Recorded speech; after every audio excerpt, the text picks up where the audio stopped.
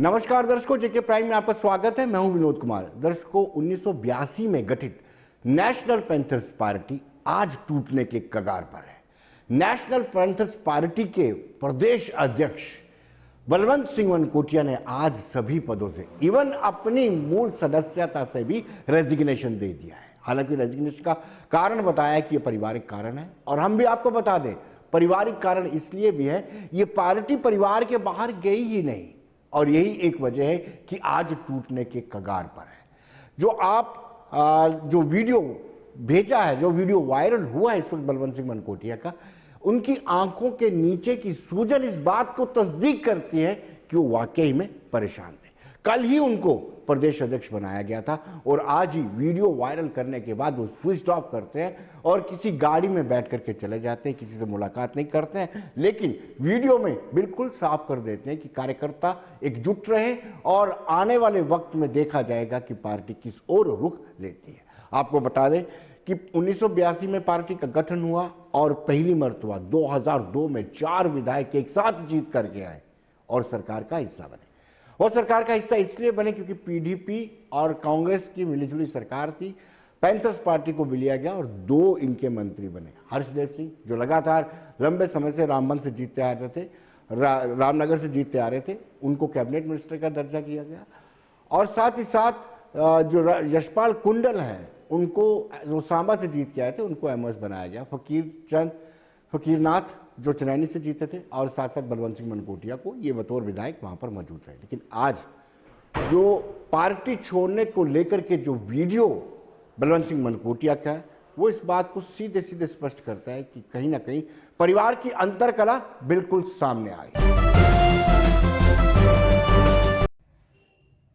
मैं आज दुखी भाव से आप सब साथियों को ये जानकारी देना चाहता हूं कि मैं पैंथर्स पार्टी के सभी पदों से जो भी जिम्मेदारियां मुझे दी गई हैं पैंथर्स पार्टी के अंदर, वहां से रिज़ाइन करता हूं और पार्टी की मेंबरशिप से भी रिज़ाइन करता हूं। चूँकि हालात ऐसे हैं कि अगर मैं रिज़ाइन नहीं करता तो हो सकता ये पार्टी का नहीं बल्कि परिवार का जो मैटर है आने वाले समय में ये सड़कों पे आ जाए, ये मीडिया में आ जाए। हालांकि मैं माफ़ी चाहूँगा अपने तमाम पार्टी के लीडर से, अपने पार्टी के कार्यकर्ताओं से, कि मैं बहुत जल्दबाजी में ये फ़ैसला लेना पड़ा। क्योंकि समय मेरे पास बहुत कम है, इसलिए मुझे फ़ैसला लेना पड़ा आपकी सलाह मशवरे के बगैर। लेकिन मुझे पूरा यकीन है कि पार्टी के जितने भी जो मेरे साथ जुड़े हुए साथी हैं, वो साथी अपना संयम खोएंगे नहीं। और मैं इस मौके पे ये कहना चाहूँगा, अपनी भीम सिंह जी को अपील करना चाहूँगा कि हर्षदेव जी पैंथर्स पार्टी चलाने में उनके पास क्षमता है, वो चला सकते हैं और उनको इंटरेस्ट भी है, तो पार्टी की पूरे तरीके से जिम्मेदारी हर्षदेव जी को दी जाए। और मैं भीम सिंह जी से माफ़ी चाहूँगा कि आपने इस बार फिर पूरी टीम ने मुझे जो नियुक्त किया था, पार्टी का प्रेसिडेंट इलेक्ट किया था, मैं अपनी जिम्मेदारी नहीं निभा पाऊँगा और इसलिए मैं रिज़ाइन करता हूँ।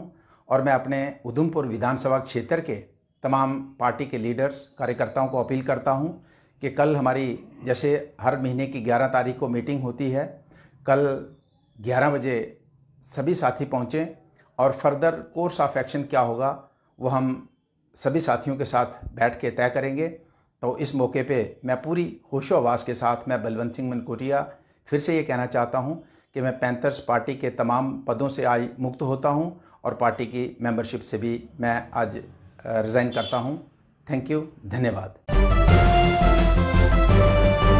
दर्शकों, आनन फानन हर्षदेव सिंह जो पार्टी के चेयरमैन हैं, उन्होंने प्रेस कॉन्फ्रेंस दी और प्रेस कॉन्फ्रेंस में सारे का सारा ठीकरा भारतीय जनता पार्टी पर फोड़ दिया। और उनका ये कहना था तो भारतीय जनता पार्टी किसी दूसरी पार्टी को नहीं देखना चाहती है, लिहाजा साम दाम दंड भेद सब इस्तेमाल कर रही है, और उसके इस्तेमाल के करते ही कहीं ना कहीं कुछ दबाव। उनका ये आरोप है कि ये सब का सब किया धरा भारतीय जनता पार्टी का। आइए देखते हैं। लेकिन हमने सरेंडर नहीं किया। भारतीय जनता पार्टी यही कोशिश कर रही है कि विपक्षी लोगों को किसी भी तरीके से जो है वो तोड़ा जाए, या तो अपने साथ मिलाया जाए या घर में बैठा दिया जाए। अगर बलवंत जी के साथ भी कुछ ऐसा हुआ है, मेरी अभी उनसे बात नहीं हुई है, उनका स्विच ऑफ आ रहा है, मैं बाहर था 4 दिनों से, तो हम उनको कहना चाहते हैं कि हम उनके साथ खड़े हैं। और मैं अपने पार्टी के तमाम वर्कर से कहना चाहता हूं कि भारतीय जनता पार्टी से डरने की कोई जरूरत नहीं है। जब तक हमारे सांस में सांस है, जब तक हमारे दम में दम है, यह लड़ाई भारतीय जनता पार्टी के खिलाफ जारी रहेगी। इनकी जो बेईमानी है, इनका जो भ्रष्टाचार है, जिस तरीके से ये दबाकर और लोगों को धमकाकर अपनी राजनीति चलाने की कोशिश कर रहे हैं, पैंथर्स पार्टी हमेशा उसके विरोध में खड़ा रहेगी और पूरी लड़ाई जो है शिद्दत के साथ लड़ेगी भारतीय जनता पार्टी के साथ। मैं अपने तमाम वर्कर से कहना चाहता हूं कि हर्षदेव आपके साथ खड़ा है, आपका कोई बाल बांका नहीं कर सकता। हम हर कुर्बानी देने के लिए तैयार हैं अपने वर्कर्स के लिए, उनके ऊपर कभी आंच नहीं आने देंगे। जब तक हमारे जिस्म में खून की एक भी बूंद है, हम अपने वर्कर्स के साथ जो है वो कंधे से कंधा मिलाकर खड़े रहेंगे और कभी भी उनके ऊपर कोई आंच नहीं आने देंगे। ये हम अपने तमाम जो पॉलिटिकल वर्कर्स जो हैं उनसे आज के दिन कहना चाहते हैं, और डरने की जरूरत नहीं है भारतीय जनता पार्टी से।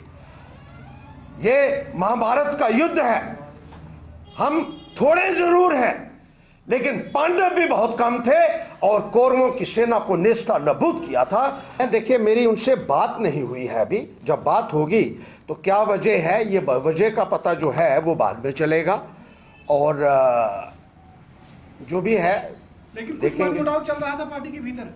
देखिए, ऐसी तो कोई मुझे लगता नहीं है कि कोई मनमुटाव वाली बात होनी चाहिए, क्योंकि मैं तो 6 दिन के बाद अभी आया हूँ, सीधा एयरपोर्ट से यहाँ पहुँचा हूँ और अभी मेरी ज़्यादा बातचीत नहीं हुई है। आते ही जो है एक मीडिया जो है उनसे बातचीत करने का मुझे मौका मिला है।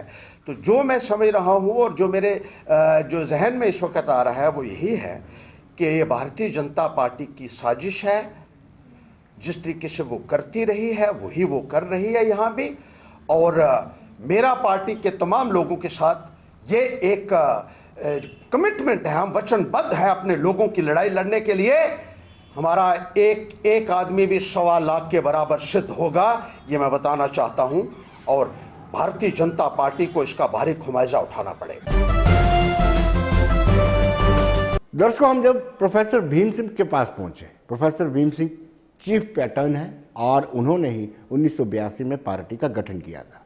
उनका ये साफ कहना है कि ये पार्टी नहीं है, वोट की मशीन नहीं है। उनका ये कहना है कि ये एक आंदोलन है, इस आंदोलन में लोग आते हैं, जुड़ते हैं, जिसको नहीं पसंद आता वो चला जाता है।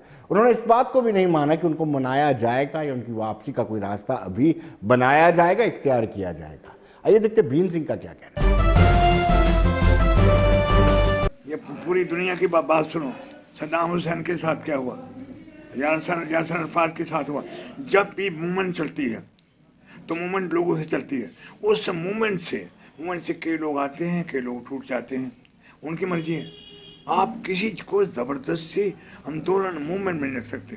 पैंथर्स पार्टी एक पार्टी नहीं है, ये वोट लेने की विषय नहीं है। पैंथर्स पार्टी एक आंदोलन है, आंदोलन है। ये आंदोलन आपने देखा, महाभारत में देखा, रामायण में देखा, ये आंदोलन आपने करबला में देखा।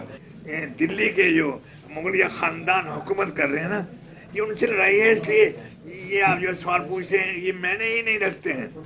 आप ये पूछिए कि पैंथर्स पार्टी का अगला प्रोग्राम क्या है जम्मू कश्मीर स्टेट की रिस्टोरेशन के लिए, जिसको 200 साल हमारे बुजुर्गों ने बनाया था। मैं जनरल जोरावर सिंह के परिवार से हूँ, उन्होंने कुर्बानी दे के बनाया था। तो ये आंदोलन वहाँ से है, इसका ये छोटी छोटी बात कर रहे हैं। मैं नौकरी के लिए पॉलिटिक्स पे नहीं आया, अपनी अंदरियों पे आपको कंट्रोल है, जो करना चाहते हैं, किसी को कोई रुकावट नहीं है। तो क्या आप उनको मनाने की कोशिश करेंगे? किस बात के लिए? वो मेरे से नाराज थोड़े हैं। उन्होंने कहा कि भीम सिंह से नाराजगी है। बात यह है कि अगर आते हैं फिर तो मोस्ट वेलकम, लेकिन प्रेसिडेंट नहीं होंगे आप। प्रेसिडेंट जो है और पार्टी में फैसला करेगी, वर्किंग कमेटी के मेंबर। जम्मू कश्मीर अंडरस्टैंड एक कन्फ्यूजन है। चेयरमैन जो हैं पूरे नेशनल लेवल के हैं, उनकी इलेक्शन अभी नहीं हुई, वो 23 मार्च तक हो गई लगे। ये थी state party Jammu Kashmir national panther party, जिसे रिकग्नाइज किया है इलेक्शन कमीशन ने। नेशनल लेवल पे हम सिर्फ रजिस्टर्ड पार्टी हैं और यहाँ हमें साइकिल मिला है लद्दाख में और जम्मू कश्मीर में। तो अब हमारी मूवमेंट जो है कि हमारी स्टेट को इन्होंने सारा ख़त्म कर दिया है, इसको वापस करें, restoration of my state hood and working. ये यूनियन टेरिटरी का स्टेटस दिया है जो लद्दाख को और जम्मू कश्मीर को, ये इंसल्ट है, हमारे बुजुर्गों की इंसल्ट है, स्टेट की इंसल्ट है। तो क्या उनका इस्तीफा मंजूर करेंगे? नहीं मंजूर क्यों, उन्होंने दे दिया, कहीं से दे दिया, मंजूर करने वाले को बोला मैं कोई नहीं मंजूर करने वाले। उनके अब जब मर्जी से ये पार्टी दिलों का राज है, इस पे कोई ज़बरदस्ती नहीं है। उन्होंने बोल दिया, सब कुछ कह रहे हैं, मैंने सुना नहीं, आज सुबह ही प्रेस कॉन्फ्रेंस में था तो कहते जी उन्होंने रिज़ाइन कर दिया। तो रिज़ाइन कर दिया, अगर मैं भी कर दूँ तो तब क्या। दर्शकों, आपको बताते चले कि भीम सिंह, हर्षदेव सिंह, बलवंत सिंह मनकोटिया एक ही परिवार से हैं और तभी इसको परिवार की पार्टी कहा जाता रहा है। लेकिन ये कोई पहली मर्तबा नहीं, इससे पहले भी कई बार पार्टी की या परिवार की अंतरकला बिल्कुल बाहर आई है। 7 नवंबर की बात करें, 7 नवंबर को गुप्कार अलायंस की मीटिंग थी और भीम सिंह बिना पार्टी की इजाजत के उनसे मिलने चले गए और फिर आग बबूला हो गए हर्षदेव सिंह, बाकायदा प्रेस कॉन्फ्रेंस की और कहा कि उम्र दराज हो चुके हैं, लिहाजा अब ये चीफ पैटर्न नहीं है। अब वो भी आपको बताते हैं किस तरीके से, कितने गुस्से में हर्षदेव सिंह ने प्रोफेसर भीम सिंह, जिन्होंने पैंथर्स पार्टी का पौधा लगाया था, सींच कर इतना बड़ा किया कि एक बार सरकार का हिस्सा भी बने। उससे हमारे आंदोलन है हक इंसाफ का, एकता भाईचारे का। और हमने कहा असेंबली बनेगी तो जोड़वा असेंबली बनेगी, कन्फेडरेशन बनेगी, जम्मू की असेंबली अलग होगी, कश्मीर हमने क्या रखा है, हमारे मैनिफेस्टो है ये। हमने कितना 2008 का मैनिफेस्टो है। दिल्ली में हमारी कॉन्फ्रेंस हुई थी कि इंडियन पार्लियामेंट लीडर्स भी आए थे, पार्लियामेंट मेंबर आए थे। पैंथर पार्टी का जो मैनिफेस्टो है वो स्ट्रेट और सीधा है, उसमें कोई शक नहीं। Reorganisation of Jammu Kashmir, no separation, ना कश्मीर की सेपरेशन ना जम्मू की, नंबर 1। नंबर 2, जम्मू कश्मीर का पैंथर पार्टी की एक वर्किंग कमेटी है। अभी तक तो जो ये बच्चे बोल रहे हैं ना, अभी तक ये 23 मार्च से इलेक्शन ही लड़े। दर्शकों, प्रोफेसर भीम सिंह का जवाब वो भी हाजिर जवाब है। उनका कहना था कि जब 1982 में पार्टी बनाई तो ये छोटे छोटे बच्चे थे, आज मुझे क्या निकालेंगे, और उन्होंने उनका मजाक उड़ाया। इनको सीखना है, अभी सियासत क्या है इनको सीखना है, वो भी देखिए आप। क्या कहेंगे? हर्षदेव जी ने प्रेस कॉन्फ्रेंस करके कहा है कि जो लोग मिलने गए थे पार्टी पद से हटाया जाएगा, क्या कहेंगे? बहुत सारा सीख रहे हैं, बच्चे हैं अभी स्कूल जाते हैं तो सीखते हैं। जब ये पैंथर पार्टी बनाई हमने 1982 में, तो उस वक्त ये स्कूल जाते थे। तो आप सीख रहे हैं, अब और सीखेंगे। दर्शकों, पार्टी कार्यकर्ता जो बिल्कुल बलवंत सिंह मनकोटिया के साथ जुड़े हुए थे वो निराश है, असमंजस में है कि आखिर क्या वजह हो सकती है कि उनको पार्टी छोड़नी पड़ी, कौन सी मजबूरी हो सकती है, कौन से पारिवारिक कारण हो सकते हैं। लेकिन आज भी वो कहते हैं कि वो बलवंत सिंह मनकोटिया के साथ हैं, जहां बलवंत सिंह मनकोटिया जाएंगे उनके साथ चलेंगे। खामियाजा जो है वो हमारी पैंथर्स पार्टी को कहीं ना कहीं नुकसान हुआ। आपने देखा कि डीडीसी की इलेक्शन में हम पैंथर्स पार्टी जो है 8 से 9 सीटें जो जीतने वाली थी, 9 सीटें तक हम जीतने वाले थे, लेकिन कहीं ना कहीं पारिवारिक लड़ाई की वजह से और हर्षदेव जी की वजह से जो है हम वो सीटें नहीं जीत पाए और 2 पे ही हम जो है सिमट गए हैं। कहीं ना कहीं राजनीति में हमें काफ़ी नुकसान हुआ। कितना बड़ा नुकसान? ये पार्टी मैं कहीं ना कहीं कहूँगा कि पैंथर्स पार्टी अगर अभी चल रही थी तो वो सिर्फ बलवंत सिंह मनकोटिया जी के काम से जो है वो चल रही थी। लोग जो हैं, अब जम्मू की बात करें, उधमपुर की बात करें, रामबन की बात करें। वसीन है और मैं वार्ड नंबर 3 से पार्षद हूँ। आज सुबह हमने सोशल मीडिया के माध्यम से एक वीडियो देखा जिसमें पैंथर्स पार्टी के राज्य प्रधान बलवंत सिंह मनकोटिया जी ने स्टेट प्रेसिडेंट से भी इस्तीफ़ा दे दिया है और जो प्राथमिक सदस्यता होती है पार्टी की उससे भी इस्तीफ़ा दे दिया है। हमारी बात नहीं हुई है किन कारणों से उन्होंने इस्तीफ़ा दिया है। कल हमारी एक बैठक भी है जिसमें इस मसले पे हम चर्चा भी करेंगे और मुझे लगता है कि बलवंत सिंह मनकोटिया जी ने अगर पार्टी से इस्तीफ़ा दिया है, उन्होंने अपने काम करने के स्टाइल से कभी इस्तीफ़ा नहीं देंगे। वो जिस तरीके से लोगों की सेवा पहले करते थे, आज भी कर रहे हैं और आगे भी करते रहेंगे। और मैक्सिमम कैडर जो है उधमपुर का वो बलवंत सिंह मनकोटिया जी के साथ है। तो क्या कारण रहे उसमें? एक सोशल मीडिया में साफ बोला है कि कहीं ना कहीं जो घर के जो घरेलू मसले होते थे, तो इस तरह से किस तरह से? देखिए वो कारणों की अभी मैं बात करूंगा, मुझे लगता है बहुत जल्दबाजी हो जाएगी। कल हमारी एक बैठक है, उस बैठक में हम इस मसले पे भी चर्चा करेंगे किन कारणों से उन्होंने इस्तीफ़ा दिया। इतना बड़ा स्टेप अगर उन्होंने कोई लिया है तो कुछ कारण तो होंगे। मेरा नाम पंकज शर्मा है। देखिए आज जब सुबह हमने ये इनका बयान देखा कि मनकोटिया साहब ने पैंथर पार्टी से रिज़ाइन कर दिया, तो जो इन्होंने फैसला किया है इसको कुछ सोच समझ के किया होगा। अभी इस बारे में हमें कुछ पता नहीं है कि ना तो हमसे कोई बात हुई है, पर ये है कि जो भी उन्होंने फैसला किया उसकी वजह कोई ना कोई वजह होगी, तभी इन्होंने इतना बड़ा फैसला किया। ऐसा लीडर जो लोगों की आवाज़ है, उन्होंने अगर ऐसा कोई फैसला किया तो उनकी कोई मजबूरी रही होगी, कोई ना कोई परेशानी रही होगी या पार्टी की तरफ से कोई प्रॉब्लम रही होगी, तभी उन्होंने ऐसा बयान दिया और रिज़ाइन किया। और हम मनकोटिया साहब का समर्थन करते हैं। हम कल भी मनकोटिया साहब के साथ थे, हम आज भी हैं और हमेशा रहेंगे, क्योंकि मनकोटिया साहब ऐसे लीडर हैं जो ज़मीनी स्तर से लोगों के साथ जुड़े हुए हैं, लोगों की भावनाओं के साथ जुड़े हुए हैं और लोगों की सेवा करने में, आज चाहे वो पार्टी में हैं चाहे ना हैं, वो हमेशा लोगों की सेवा में रहेंगे और करते रहेंगे। जिस तरह से ये उनका अपना मामला है, क्या है हमें नहीं पता इस चीज़ के में। जो भी उन्होंने कहीं बोला होगा तो हो सकता है कि घरेलू मामला हो। जो मनकोटिया साहब ऐसे लीडर हैं जो घर की बात कभी बाहर नहीं लाते और जो मसला होता है वो उसमें सुलझा देते हैं। और उन्होंने ये बड़ा अच्छा बयान दिया है कि किसी का गलत उछाला नहीं, किसी को गलत बोला नहीं, और जो भी है अपने आपस में उन्हें सुलझाने की कोशिश। दर्शकों, अब हम बात करते हैं डीडीसी चेयरमैन और वाइस चेयरमैन के चुनावों को लेकर के। अगर रियासी की बात करें तो सराफ सिंह वहां से भाजपा के कैंडिडेट थे, आसान से जीते हैं। लेकिन दूसरी ओर निर्दलीय वाइस चेयरमैन जीती है साजरा कादिर। साजरा कादिर 7-7 वोट इनको मिले थे। टॉस के आधार पर जब टॉस की गई, वो भी निर्दलीय थी, लेकिन साजरा कादिर जीत गई।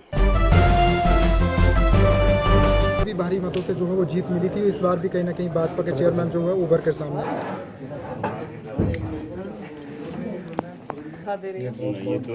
शकील सब गुलदस्तों से बेहतरीन है।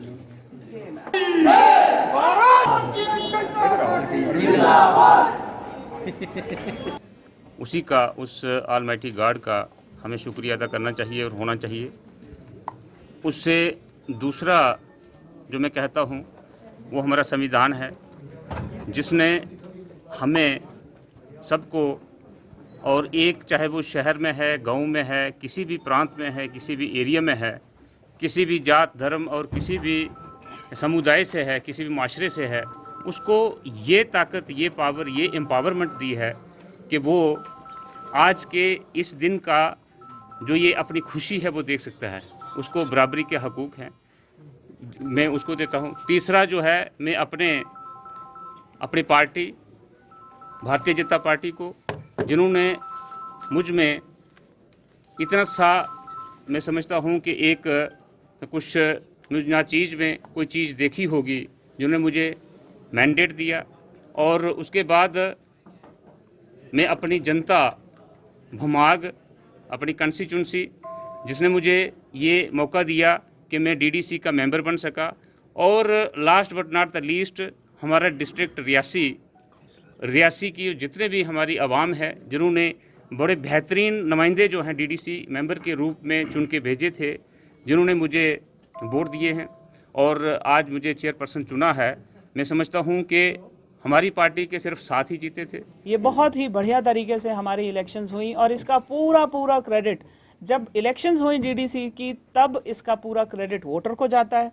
पूरा वोटर ने बेहतरीन वोट दिया, बहुत बढ़ चढ़ कर वोट किया। रियासी की ये परंपरा रही है बढ़िया वोटिंग की, हम लोगों ने वो परंपरा कायम रखी। आज की तारीख में आज जो हम लोगों ने ये इलेक्शंस करवाई, मैं ये बोलते हुए मुझे बहुत खुशी हो रही है कि हमारे इस कॉन्फ्रेंस हॉल में बिल्कुल भी ये नहीं लग रहा था कि ये कोई इलेक्शंस है। बहुत ही सौहार्द के साथ और बहुत ही कोई भी किसी तरह का कोई कंपटीशन देखने को नहीं मिल रहा था। बहुत सौहार्द और बहुत पीसफुल तरीके से हम लोगों के, हमारे जो डीडीसीज मेंबर्स हैं, उन लोगों ने एक दूसरे को चुना, वोट किया, सबके साथ सब कुछ सामने हुआ, ट्रांसपेरेंट हुआ। और जैसे बीडीसी चेयरपर्सन जब हमारे आए थे तो मैंने उनके ओथ सेरेमनी में एक बात बोली थी कि पहले मेरे पास 12 बीडीओज थे, अब ब्लॉक लेवल पे मेरे पास 24 नुमाइंदे हैं। सो मतलब this is one thing which I feel as an officer. दूसरी चीज़ जो आपने बोली कि दोनों जो चेयरमैन और वाइस चेयरमैन, और मैं साथ जोड़ूंगी हमारी तीनों टीयर्स, पंचायती राज 73rd अमेंडमेंट, तीनों टीयर्स हमारी जो है वो मुकम्मल हो गई। इसकी बहुत मुबारक है, पूरे यूटी को मुबारक है। इससे जो टॉप डाउन अप्रोच थी वो रिवर्स हो जाती है। डाउन टॉप अप्रोच जो है हमारी डेवलपमेंट के लिए, गवर्नेंस के लिए बहुत अच्छी है। मैं इन दोनों को शुभकामनाएं देती हूं और ये इनसे रिक्वेस्ट करती हूं और दूसरा इनसे उम्मीद करती हूं कि शाना बशाना हम लोग साथ साथ काम करें। दर्शकों, अगर सांबा की बात करें तो सांबा में 14 में से 13 सीटें भारतीय जनता पार्टी ने जीती थी। परिणाम जब आया उसी दिन तय था कि बीजेपी का ही चेयरमैन और वाइस चेयरमैन का केशव दत्त को चेयरमैन के तौर पर नियुक्त किया गया।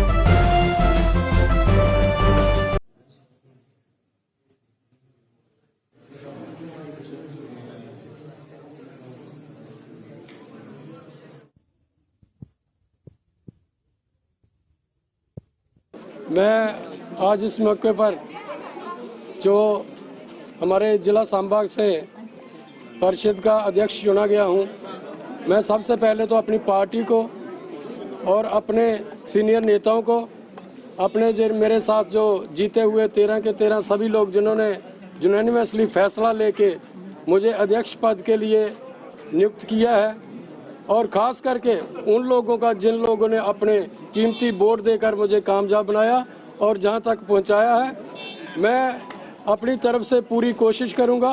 कोशिश ही नहीं करूंगा, उन लोगों के कामों के लिए अपनी जी जान तक लड़ा दूंगा, और जहां तक हो संभव हो सके उनके जो प्रायोरिटी बेस पर काम होंगे उनको प्रायोरिटी बेस पर लेंगे, और ऐसे ही प्रायोरिटी बेस पर जो फर्स्ट में लेना होगा फर्स्ट में, और जो उसके बाद ऐसे प्रायोरिटी बेस पर जितने भी कोशिश हो सकेगी उस ज़्यादा से ज़्यादा कोशिश करके, और ख़ास करके हम जो भारतीय जनता पार्टी के 13 और 14 में मैडम भी हमारे साथ हैं, सभी पूरे तरीके से आपस में तालमेल करके काम करेंगे और सांबा को अच्छे से एक अच्छा ज़िला बना के अच्छा ज़िला चलाने की कोशिश करेंगे। दर्शकों, अब हम बात करेंगे एलजी की। एलजी मनोज कुमार सिन्हा ने आज 250 करोड़ की एक और किस्त इंडस्ट्रियलिस्ट के लिए जारी की गई है। अक्टूबर में पहली किस्त जारी की गई थी, जिसके तहत 4.5 करोड़ के 5 लाख इंडस्ट्रियल यूनिट्स को इसका लाभ मिला था। इसके साथ ही आपको बताते चले कि कहीं ना कहीं 16,800, हम बार बार कहते रहे कि बैक टू विलेज या माई टाउन माई प्राइड का लाभ नहीं मिल रहा, लेकिन आज सदाकत ज़मीनी हकीकत सामने आई कि 16,800 युवाओं युवतियों को अपना यूनिट स्थापित करने के लिए 264 करोड़ की माली मदद की गई है। और दूसरी ओर उन्होंने ये भी कहा, एलजी मनोज कुमार सिन्हा ने यह भी कहा कि जो अगली इंडस्ट्रियल पैकेज 1 अप्रैल से शुरू होने वाला है 38,400 करोड़ रुपए वाला, उसमें भी लोगों का बड़ा रिस्पॉन्स आया है। इसमें एक मेहता जो फाइनेंशियल कमिश्नर है फाइनेंस डिपार्टमेंट में, वो भी मौजूद थे और बैंक के चेयरमैन भी मौजूद थे। आइए देखते हैं क्या कहना है मनोज कुमार सिन्हा का।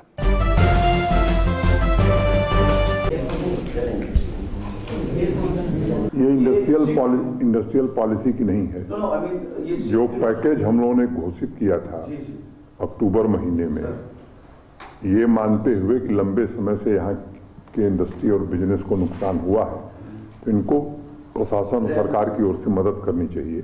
तो 5% इंटरेस्ट सबवेंशन बिना किसी डिस्क्रिमिनेशन के सबको दिया था। तो उसके तहत 950 करोड़ रुपए कुल हमको देने हैं।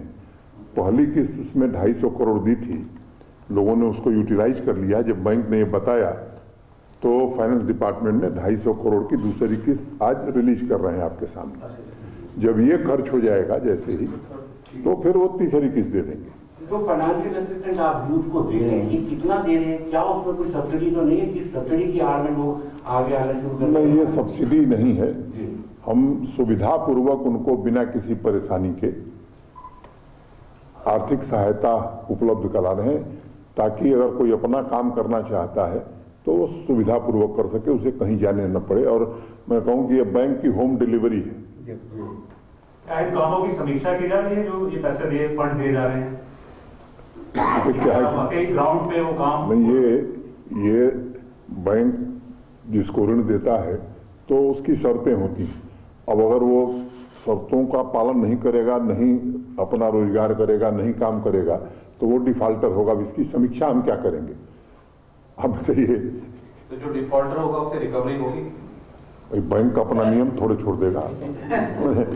कोई मुफ्त में धन थोड़े बट रहा है। ये तो आप रोजगार करिए, इसके लिए आपकी सहायता की जा रही, और बिना किसी परेशानी के आप जाते, अप्लाई करते, ये करते, आपके घर जा करके बैंक आपको पैसा दे। 3.4 लाख छोटी बड़ी यूनिट मिला करके इसका लाभ ले रही। 3.41। सर, ये जो 38,400 करोड़ रुपए का पैकेज देना है, उसके लिए क्या रिस्पॉन्स आ रहा है? जो पहली अप्रैल से शुरू होना है इंडस्ट्रियल पैकेज के बाद, क्या बाहर से इन्वेस्टर आपको नॉक कर रहे हैं? ये बड़ा थोड़ा नहीं नाक कर रहे हैं, बहुत ज्यादा नाक कर रहे हैं। और मैं भयभीत हूं कि जल्दी से जल्दी अप्रैल तक सारे काम हम लोग कर लें, क्योंकि उसके बाद बड़ी भारी भीड़ होने वाली है। उसमें हमें लैंड की बड़ी जरूरत है, पहाड़ की बड़ी जरूरत है। ये दो बड़े कंपोनेंट इंपॉर्टेंट रहते हैं। लैंड हमारे पास है, लैंड डेवलप करने का प्लान हम लोगों ने बनाया है। जो उसमें एडमिनिस्ट्रेटिव रिफॉर्म करने हैं वो लगातार हम कर रहे हैं, और केवल कहने के लिए सिंगल विंडो सिस्टम न रहे, रियल में रहे, इसका प्रयास कर रहे हैं। पावर की पोजीशन आपको मालूम है, और पावर कैसे बढ़ेगी और उसको कैसे ठीक किया जाए, उस पर काम हो रहा है। सर, इंडस्ट्रियल पैकेज की बात करें सर, लैंड अलॉटमेंट की इसमें एक इम्पोर्टेंट इशू था, जिसके ऊपर जो बाहर के जो आएंगे इंडस्ट्रियल, उनको लैंड दिया जाएगा। उसके लिए एक लैंड पॉलिसी भी जो है वो ड्राफ्ट करनी थी, क्या वो पॉलिसी ड्राफ्ट हो गई, अप्रूव भी हो गई, पब्लिक डोमेन में है। आप पीछे हो गए लग रहा है। लेकिन सर, मुझे वहां से बताया गया था कि हाँ जी, नहीं, आपकी जानकारी अधूरी है। मैं कह रहा हूँ ड्राफ्ट हो गई, अप्रूव भी हो गई एडमिनिस्ट्रेटिव काउंसिल से, और वो पब्लिक डोमेन में है। तो दर्शकों, बने रहिए देश दुनिया की खबरों के लिए, और मुझे दीजिए इजाजत। नमस्कार।